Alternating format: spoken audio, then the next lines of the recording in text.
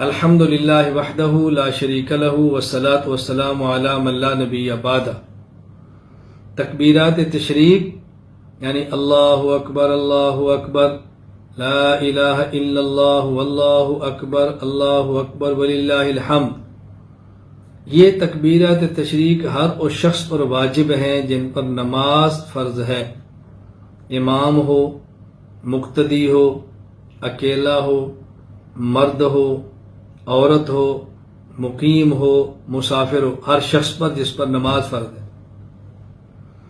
تکبیرات تشریق 9 ذی الحج سے لے کر 9 ذی الحج کی فجر سے لے کر 13 ذی الحج کی عصر تک پڑھیں گے۔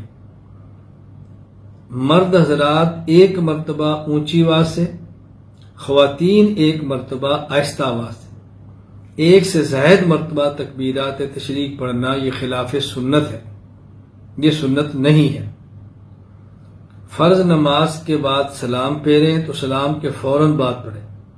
اگر سلام پھیرنے کے بعد اپنی جگہ سے اٹھ گئے، کوئی بات کر لی، کوئی کھا پی لیا، اب تکبیرات تشریق نہ پڑھیں، صرف استغفار کریں۔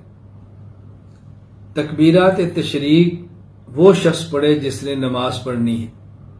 اگر کسی شخص کی نماز ہی رہ گئی، 9 ذی الحج سے لے کر 13 ذی الحج کی عصر تک کسی کو نماز رہ گئی، یعنی اس دوران 9 ذی الحج کی کوئی نماز رہ گئی، 10 کی رہ گئی، 11 کی رہ گئی، 12 کی، ان دنوں میں کسی شخص کی کوئی نماز رہ گئی، تو اگر یہ 13 ذی الحج تک عصر سے پہلے نماز قضا کرے تو یہ شخص تکبیرات تشریق بھی کہہ لے۔